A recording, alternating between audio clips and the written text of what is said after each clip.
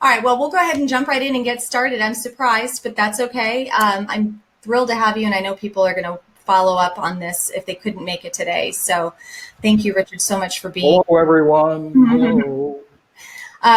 Welcome to InventTank. InventTank is our first program, our first, we'll call it a hybrid of a webinar, TV/radio show. We wanted to offer a way to have honest, heartfelt conversations with professional innovators from around the globe to talk about their tips, tricks, best practices, but from a storytelling point of view. So hearing the real life stories behind the products that we all know and use every day. So today, my guest is Richard Haasnoot of Innovate to Grow Experts, and I'm personally thrilled on a very personal level because Richard has been a mentor and advisor to me, and I had the privilege of working with him for about a year, and we were consulting through Innovate to Grow Experts, his company. He is a front-end innovation expert, and his clients are Fortune 500, Fortune 100 companies who are looking for that, we'll talk more about this, dramatic difference gets them the wow factor. So, Richard, I'm going to let you jump right in if it's okay and give us just a quick background on how you ended up in this crazy world of inventing. Well, it all began in the beginning, as best I can figure out. As opposed to the ending? Yeah, well, no, it's, you asked that question, and so I thought about when did it begin? And I think if somebody were to examine my genes, they might see that I have an innovation gene. I might be exaggerating a bit, but I probably began with my mom and dad as I thought about it, because my mom and dad were always saying, no matter how good you're doing, you can do better. And so I very early on, pardon me? That sounds like a little pressure. No. It was always fun. It was fun. And from an early age, I said, how can we make this better? Oh, I see what you're saying. So it was fun. And I worked for people who had a similar spirit. So I think it kind of began there. And then when I got into business, I realized I was only going to achieve the very ambitious goals that I set for myself and the company set for me is if we did things better than they'd been done before. And so I started figuring that out. And there were successes and there were oopses and a bunch of other stuff along the way. And I've always had the strong held belief that failure is a great teacher and can turn failure into success. And so looked at one way, I've not had any failures, except the ones that I've learned from, okay? So that's how I kind of got into it. And you layer on top of that I consider myself to be today, one time in my career, I was a type A know-it-all, but today I consider myself to be an extremely ignorant person, but I have some modest learning skills, and I'm curious, and curiosity may kill the cat, but it's not going to kill me. So it kept me alive and a lot of fun. So that's kind of a desire to, hey, how can we do this better? So how did you turn it into a business?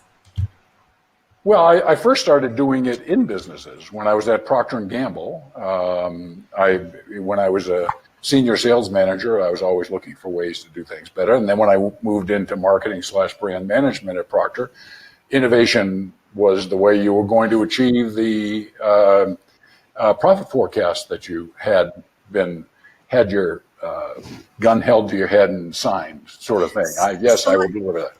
Let me stop you there just for a second. So when you're at Procter and you're in brand and marketing, I assume with a large company like that, they have an R&D department, and their job is to be finding new ways or improvements, right, mm-hmm. to be competitive. So what really falls squarely on the shoulders of brand and marketing people at large companies with regard to innovation? Well, that's a big umbrella, and so what I'm going to answer your question in the context of Procter & Gamble and really CPG companies. Okay. in CPG companies, the brand manager is the center, is kind of like the general manager for a brand. And anything that R&D is working on really comes at the suggestion and guidance of the brand manager, who, through research, really understands how the consumer feels about the product, their likes and dislikes, where they have a competitive advantage, where they have a competitive disadvantages, what emerging technologies can be done, and then working collaboratively with R&D to recruit their assistants to develop some of those ideas. So in a CPG-like company, the brand manager is really the one signaling and communicating and collaborating with people to define the innovation direction. Okay. And so that was my role. That was what I did from day one. So. Sure. I see that we have some people starting to join us. Welcome. Thank you for being here. You're welcome to add your questions to the chat as we go, and I will, from time to time, break away and take a look at that, and we will do our best to get those questions answered as we go through the program. If you're watching this and in the future on our recorded version, that's okay. You can actually add your questions to the chat. I will get the questions emailed to me, and I'll do my best to get those answered for you as well. Good. So you brought up a really good point, and I'd love to kind of go down this rabbit trail. Your role was to identify what your customers thought they needed and wanted most. So in your experience, your very professional and seasoned experience in working with consumers, how good are they at telling you what to come up with next? Here's what consumers are really good at. They're really good at telling you what they like. They're really good at telling you what they don't like. And regarding the things they don't like, they're very bad at giving you specific suggestions about how to fix that. Okay? Because their suggestions are always very close in, small things. Can you give me an example? Pardon me? Can you give me an example of that? Yeah, let me go to Downy fabric softener, which was the first, which is a mega brand at Procter, and it was my first brand management assignment. And we learned that customers had, they said, "Gosh, this package, it spills, or I can't control the flow of it," and all this other sorts of stuff. Okay, and get a better package, fix it. So. But they could not give you a specific suggestion how to do that. So as a brand manager, when you hear that, you go looking at technologies, packaging technologies for liquids, to kind of determine, are there dispensing systems that allow a more even flow of the product and a more predictable flow of the product? And the answer is yes. But a consumer would never have seen that. And so we made a relatively modest adjustment to the package that made all those complaints go away. And we tracked them, by the way. We tracked them. So they went away. So you said you made a modest improvement. In the world of inventing, and when it's a very crowded, especially crowded and competitive space, and you're a single or an independent inventor trying to compete against the big guys, what kind of considerations does an inventor need to process or take into consideration, I should say, to make sure that they've differentiated or that they're going to be good enough to compete? Yeah, I mean, that's a great question. And let me, for your listeners, I'm going to lay out a little bit of a sequence of facts and story here to kind of get you there. You've talked to me before about in the inventor community, maybe the failure rate's as high as 98%. Well, in the medium-sized to large-sized companies, the failure rate of innovations has been 75%. That's been true for 56 years. Wow. And yeah. Even with big guys, with deep pockets. Yeah, well, the truth of the matter is, the truth of the matter is that some of the biggest companies, Lisa, actually fail the most. And that's a story for another day. But suffice it to say that failure rate, supported by very high quality research, true for 56 years. So what's what's difficult here is then saying, why, Albert Einstein, keep doing the same thing and expecting a different result. Well, somebody's been doing it for 56 freaking years at least, so they're willing to do that. Here's the thing, though.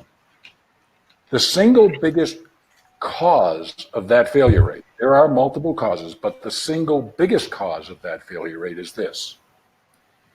The innovative solutions that people develop are not better enough than competition to get competitive users to switch to the new innovative solution. And this is particularly true when you try to switch the loyal, heavy users of a competitor. And if you're an inventor, the only way your product is going to succeed is to get people who are using a product that solves the problem in a similar way to what you have to switch from that to your solution. Okay, so again, for our audience sake, a lot of experience, 18 years at Procter Gamble? 16 years. And how many years at Ernst Gallo? 10, then 6 years being a professor at ASU. And then Innovate to Grow experts working with a lot of companies. Yep. So all of that experience, and you're saying that the number one cause of failure is, repeat that?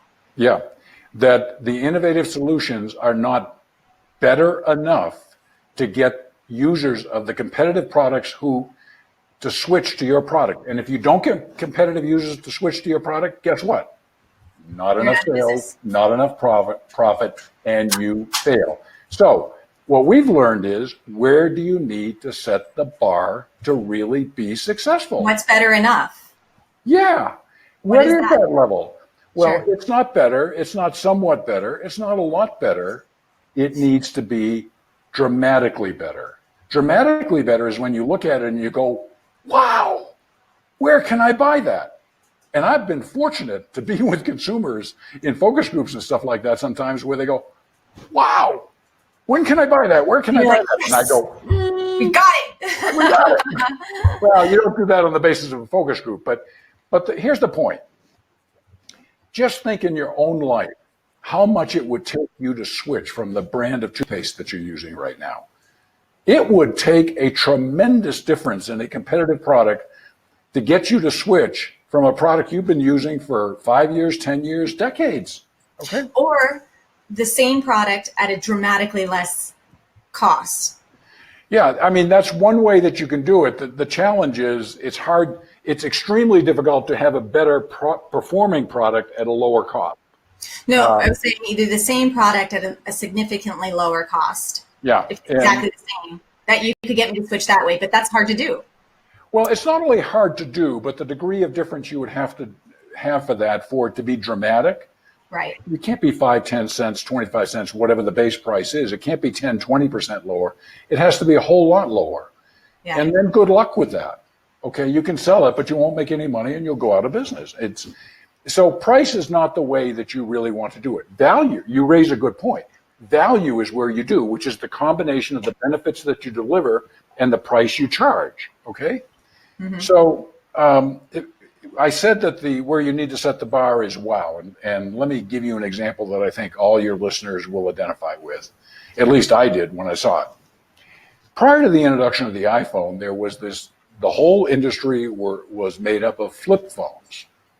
And flip phones made calls, texted maybe. I never quite understood, press this key 25 times or whatever it was to do a text. I never mastered that. So the iPhone came out and all of us went, wow. Now, why did we go wow? Well, we didn't say wow because it could make telephone calls better, which is, hey, it's a phone, right? So what did it do? It used 5 different types of innovation, okay? The first thing is that in flip phones, you would always have to pay full price when you got it. Well, the iPhone was like a small computer. It cost 20 times more than a flip phone. So the first innovation was the new business model, which was signing a 2-year contract with AT&T to be able to spread that cost out over the terms of your contract. So business model innovation. If they had required everyone to pay full price at the time they got it at the AT&T store, sales would have been dramatically lower. So first innovation, business model. Second particular one is network, a whole network of app developers. Apps. You couldn't get apps on a flip phone. Now an iPhone can do everything from be a flashlight to diagnose cancer. It can. Okay. So is that a wow? Yeah, that's a wow. Okay. The third one is system. And the iPhone had a very tight integration with all other Apple devices, iPads, Macs, and all the other sorts of stuff. The fourth one was product innovation. And this was actually the smaller version, which is they just had a stronger glass, and we learned the term Gorilla Glass for the first time. And lastly was service. They had, when you went from a flip phone to an iPhone, this thing scrolled. You push this little thing and it opens up. What's that all about? If they hadn't had great service that people could call, genius bars that you could go into in Apple stores to help people quickly learn how to do this, add up all 5 of those, Lisa. Add up all 5, and they add up to being dramatically better. If you'd done only one of them, pick any one of them, it would not have been dramatically better. So that's the power of getting to wow. So is there a measuring stick for wow? Great question. There is. And it's not what your neighbors and friends say. Okay? That's not wow, okay? It's not the guys at the bar when I'm having a cocktail. Hey, what do you think? Okay, gotcha. Yeah, I know at my home when I bring home innovations, it's a very tough audience, so I'm not there. But no, it's a great question. And the truth is you can, and very accurate measures. There are multiple forms of consumer research. You can do consumer surveys from somebody like SurveyMonkey. You can use what we use is called Merwin technology. I won't get into it here. That can help you determine, is it at the level of dramatically better? And the 98% failure rate that you're talking about, my heart goes out to inventors. Mm-hmm. Please, when you think of an invention and you get all excited about it, start thinking about how much better is it than what people are currently using to solve the problem you want to solve. It can be different. Different can be weird, not necessarily better. It can be unique, and unique can be weird, but not better.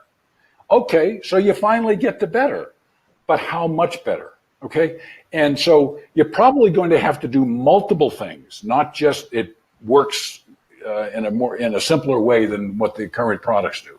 That's probably not going to be enough in most cases to get it. So please just think about how it compares to competition. Does it rise to the level of being wow better, not in your personal opinion and your friends, but in objective research? That can be a great guide and save you a lot of money and a lot of heartache. I'm so glad you said that. So there are a lot of terrific programs out there for inventors and some not so terrific that teach the patent process, the licensing process, and that's helpful. But if you don't have a wow product, even a great salesperson who gets it licensed will not generate revenue, because when it hits the store shelves, if consumers don't buy it, it doesn't matter. Yeah, so, I mean, you're exactly right. It's the consumer votes that count. That's right. If they don't reach for their wallet to buy your product, it doesn't matter. It does. So you can feel good about that fancy, all my patents are behind me, about fancy wallpaper, expensive fancy wallpaper. Yeah. You can feel good about getting that contract done, but once it's out of your hands. So I have, when I was selling TC Pets as opposed to licensing it, and I was getting it in the stores, I had a lot of success. I got it into over 400 stores. Mm-hmm. Problem was, I got maybe less than 10 reorders. I was very good at selling it to the stores at the trade show, but when it sat on a shelf by itself, it either wasn't packaged right, or it didn't demonstrate right, or the people weren't helping and explaining it, whatever that was. I have a list of ideas. I'll never know for sure. It didn't sell through. And so at the end of the day, it doesn't matter how great that success rate is based on how much money you make. Do you make more than what you put into it is what that number is based on in the industry. So if you're not making any money on it, then it just doesn't matter anymore. So No. let me ask you this. You mentioned surveys earlier. How Yeah. can we as independent inventors, if we use SurveyMonkey, is there a science behind what questions to ask, how many questions to ask, and how many people before you can say, okay, I have a good data set here? Yeah, actually, this is pretty simple. Love You can go simple. to SurveyMonkey and you need to do three things. You need to write a concept that is essentially your pitch of what you would say to somebody to get them to buy it. Two, you then need to go share that with consumers and you ask them two questions. What is your purchase intent on a 5-point scale? Definitely would buy, might or might not buy, probably wouldn't buy, definitely wouldn't buy. Okay? On a 5-point scale. And you test this among the right group of consumers, about 100, 125 of them.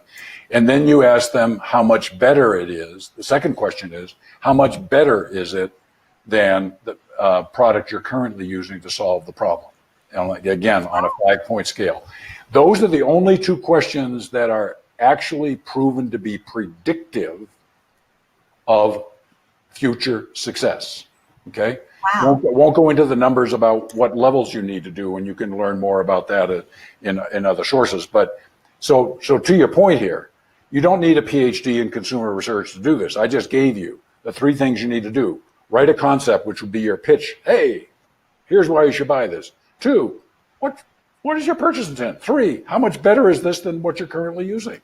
Ask those questions, get the tabulations back, and there's things out there that can help you determine whether your answers rise to the level of being dramatically better or not. What percentage, if it's really only about 100 people that you need to survey, what percentage of positive results do you think warrants moving forward with it? Well, again, it's going to vary a bit by product category, but you're Sure. going to have to achieve certain statistical norms that I won't go into here because Sure. nobody wants to listen to stats here. You can research it online. What level do you need to rise to in purchase intent? And what level do you need to rise to in level of better than for it to be predictive of success? Do you think that now most of us are not copywriters or professional pitch people? Mm-hmm. So that the statement about what the product is, the pitch itself, is that something that if you get poor results, it makes sense to rewrite and see if it's how you're saying it and try again?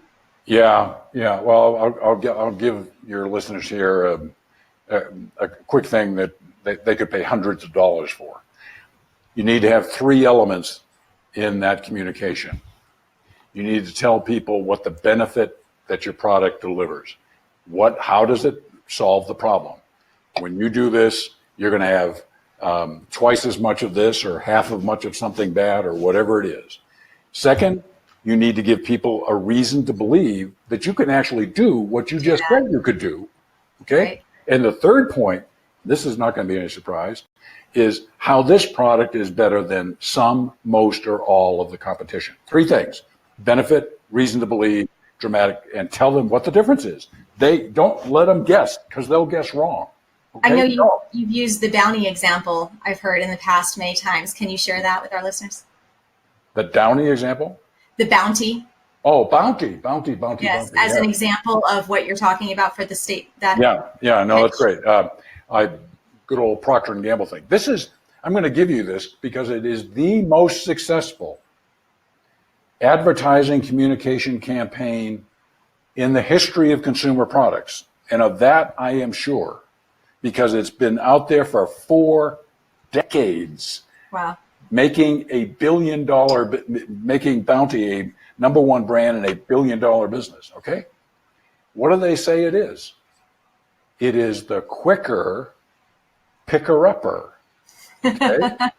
Now, but if you ever watch the advertising, they tell you it picks up things quicker.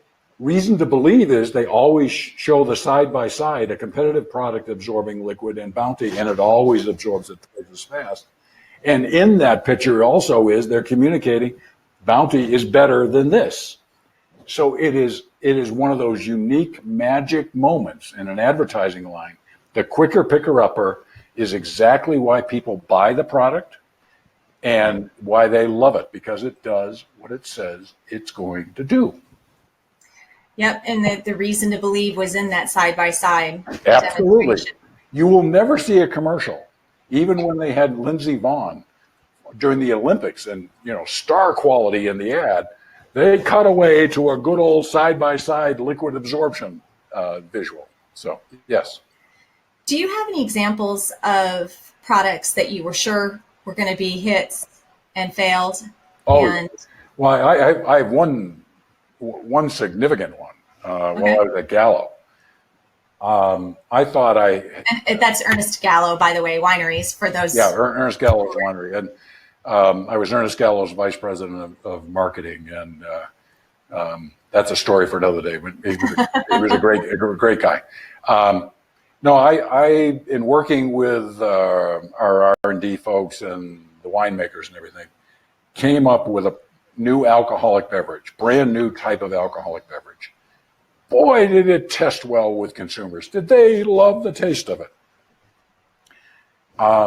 And after a lot of mud wrestling and getting a brand name and other sorts of things for it, Ernest was willing to invest in 2 different advertising campaigns, a bunch of test markets, and it died as fast as you can take a pin to a balloon. And looking back, I think I realized that people didn't expect alcoholic beverages to taste that good. We all drink it. If you drink whiskey the first time, you go, oh, that's horrible, or the first time you drank beer, you went, people like this stuff? Are you saying that you think it failed because it tasted too good? It tasted too good. Oh my God.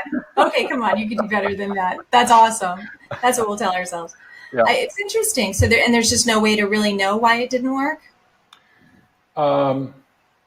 Just like with me with TC Pets, I'd have to go out and survey all of those. Yeah, no, we did some research, and taste became an issue, and we didn't want to invest more money because I knew going in that it tasted very different than everything else. I thought that taste difference was positive, but I did not fully appreciate that when you drink an alcoholic beverage, the thought is, to most people, it's going to taste like alcohol, and this didn't taste like alcohol. So, interesting. Yeah. Which can be dangerous.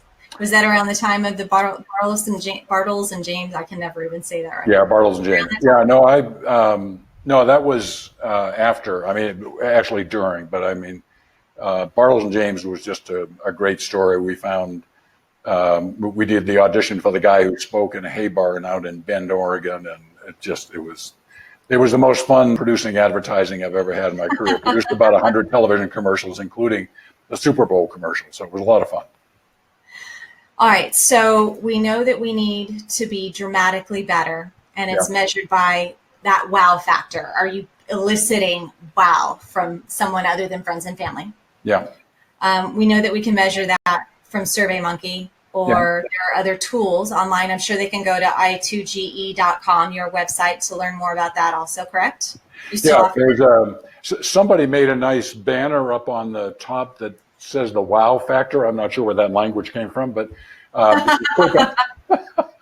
if you click on that, you'll learn more about that. Terrific. And in hindsight, which is always 2020, with your experience, what do you think is the single most, and this is kind of what I want to bring it to a head with, what do you think is the single most important advice that you would give to inventors mentally and tactically? Yeah, mentally, it's mentally as being curious. Mentally is being open-minded, because sometimes I got a great idea, and you converge to a head of a pin, right? Well, there may be more solutions. Okay, stay open. Okay. And actually, on that point, can you talk a little bit about collaboration and how that's helpful? Because being open-minded, obviously, elicits that. When I work with clients, I'm fond of saying to them, to get them to work with external company, that it's very difficult to get out of the box thinking from people that live in the box. Sure. And that sounds like a cliche, but it is truer than true. So if you collaborate with other people who have expertise that's relevant to what you want to do, or maybe just a bit more objective than you are, that can help you make it better. Collaboration with other people always will take, no matter how good your idea is, it'll take it and make it better. Okay. So, because this is with regard to the mental question, Yeah. which is definitely a big part of this process. I've heard you say many times how important diversity is in that collaboration. Yeah. You just kind of touch on that for me before you talk about tactical advice. Yeah. I'll give you a quick story since you want stories. I love stories. Yeah, we love stories. We were hired by Nestle to solve an extremely difficult challenge that they had. But if they could do it, it would deliver a very important consumer benefit. And after we were hired, and after I had guaranteed that we would solve the problem, and if we didn't, I'd pay them $100,000. After that, They told me that they had previously hired 2 other big name consulting companies to solve it, and they failed. At this so no time, pressure is what you're saying. No pressure at all. I thought I was in trouble. Fast forward, the reason the first 2 failed is they tried to solve it just between the consulting company and inside. I went out and found professors at Cornell, Penn State, and Ohio State that were doing research exactly in the area that they needed to solve it. The research hadn't been published yet, so they weren't aware of it.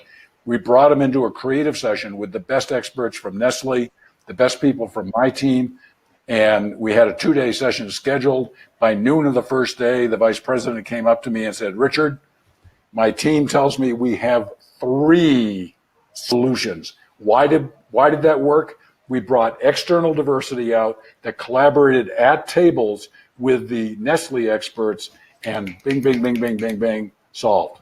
So I've simplified all that, but that is at the heart of what happened.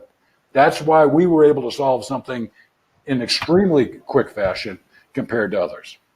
I think that shows humility on your part too, because when egos get in the room and they start thinking they have all the answers, you become short-sighted, and the result is a lesser product, right? Yeah, so, no, I know, Lisa, anytime I think I have a good idea, I know it can always be made better by others. Always. Right. Just always. You've made some of my horrible ideas actually worthwhile. Well, thanks. Okay, so tactically, what if there were one piece of advice, and it's okay if we already addressed it, I just want to drive it home. Yeah, I would just, in the shorthand, at Innovate to Grow Experts, we're the only front-end innovation consultancy using the 8 most proven innovation best practices. You need to have a plan. You need to have the right tools in your toolbox if you're going to do this.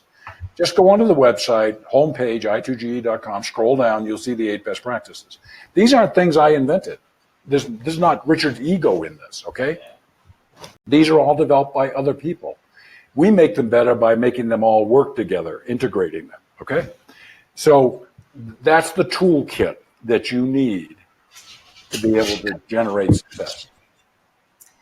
Awesome. So thank you so much, Richard, for doing this. I really appreciate it. And to our audience for being here. And in the future, we appreciate you checking us out.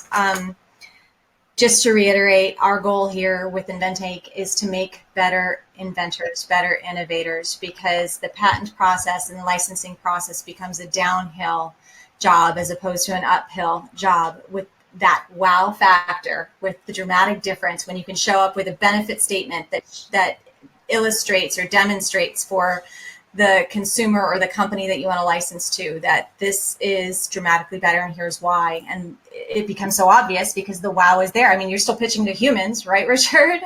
The brand people, it's still people.